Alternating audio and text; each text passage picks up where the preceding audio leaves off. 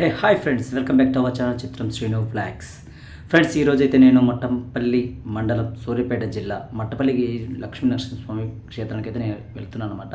So వెళ్తున్నప్పుడు నేనైతే ఆ దారి గుంట వెళ్ళేటప్పుడు అయితే మీకు ఈ వీడియో చూపించాలనే ఉద్దేశంతో నేను ఈ గుడి దగ్గరికి వెళ్ళి మీకు ఈ వీడియో చూపిస్తున్నాను.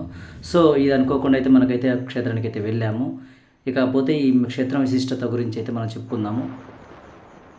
సో మీకు ముందు కనిపించినటువంటిది లక్ష్మీ నరసింహస్వామి క్షేత్రము ఉన్నటువంటి కళ్యాణ మండపం అనమాట. సో ఇక్కడ అయితే అలాగనే కృష్ణానది కూడా ఉంది. సో కృష్ణానది పక్కనే స్వామివారు అయితే వెలిశారనమాట. దీనికైతే ఒక చరిత్ర మాత్రం ఉంది. సో ఈ చరిత్ర చెప్పుకునే ముందు ఈ స్వామి గురించి అయితే మనము ఒక విషయం చెప్పుకోవాలి. ఏంటంటే ఇది మన మట్టపల్లి లక్ష్మీ నరసింహస్వామి క్షేత్రం ఏదైతే ఉందో ఇది చిన్న యాదగిరి గుట్టగా అయితే పిలుస్తారనమాట.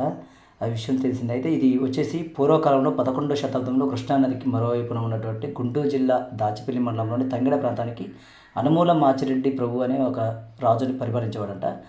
ఒకరోజు స్వామివారు రాజు కళలోకి వచ్చి నేను మీ గ్రామానికి సమీపంలో ఉన్నటువంటి కృష్ణానదికి అటువైపున అడవిలో స్వయం వ్యక్తంగా నేను వెలిశానని చెప్పాడనమాట.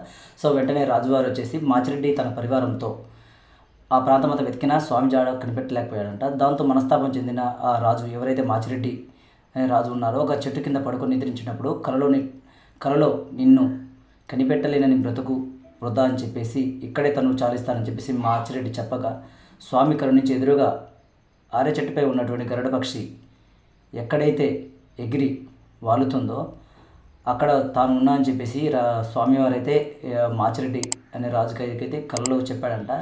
నిద్రలోంచి లేచిన మాచిరెడ్డి గరుడ పక్షి వారిని చోట గుహను తొలగించగా అందులో లక్ష్మీనరసింహ స్వామి కనిపించాడని చెప్పేసి చెప్తున్నారు. ఈ ప్రాంతం అప్పటి నుంచి ఈ ప్రాంతం అనేది మహాక్షేత్రంగా వెలిసిందని చెప్పేసి చెప్తున్నారు. స్వామివారు సామాన్య ప్రజలకే కాదు సేవించిన వారు ప్రతి ఒక్కరికి వీలుగా స్వామికి ప్రతినిత్యం సకల సేవలు జరపడానికి అయితే అన్ని ఏర్పాట్లు అయితే చేయడం అయితే జరిగింది. ముఖమండపాన్ని మనం ముందుగానే స్టార్టింగ్లోనే చూసాము. ఆలయ అభివృద్ధికి చాలామంది వ్యక్తులు అయితే పెద్ద పెద్ద నాయకులు అయితే దీనికోసం అయితే అభివృద్ధికి అయితే చాలామంది కృషి చేస్తున్నారనమాట. ఇప్పుడు ఈ అద్దాల మేడ వచ్చేసి మన శ్రీశైలంలో ఒకప్పుడు అద్దాల మేడ ఉంది. మన అద్దాల మేడ లోపలికి అయితే చుట్టూ మనమే కనిపిస్తాం అనమాట. సో అట్లాంటి అద్దాల మేడ ఈరోజు నేనైతే మట్టపల్లి పుణ్యక్షేత్రం అయితే చూశాను. ఇందాకైతే మనం ద్వారం నుంచి అయితే బయటకు వచ్చాము. అందులో వీడియో తీసుకోవడం కుదరదు కాబట్టి ఆ ద్వారం నుంచి అయితే మనం వీడియో తీసుకోవడం కుదరలేదు, బయటకు వచ్చేసాము. తర్వాత ఇక్కడికి వచ్చేసి పూజా మందిరం అది అంటే యాగశాల అది.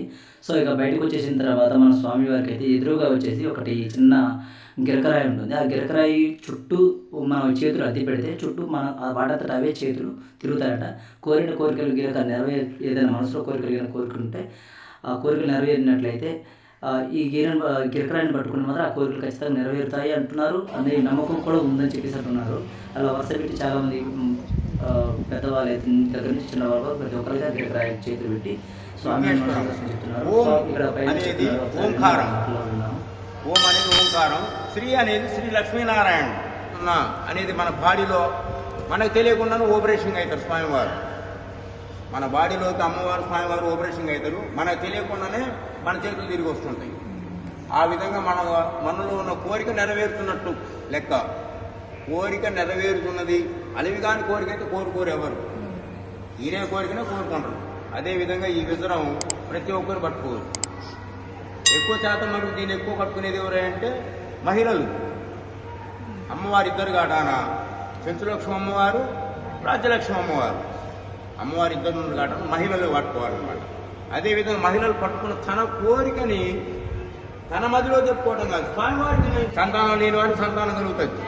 తద్వారి చదువు రాని వారికి చదువు వస్తుంటుంది. తద్వారి ఇంకోటి మంచి భర్త కావాలనుకున్న వాళ్ళకి మంచి భర్త దొరుకుతుంది. ఆటోమేటిక్గా మన చేతులు తిరిగి వస్తుంటాయి అన్నమాట. మనకు తెలియకుండానే మన చేతులు మనకు తిరిగి వస్తుంటాయి.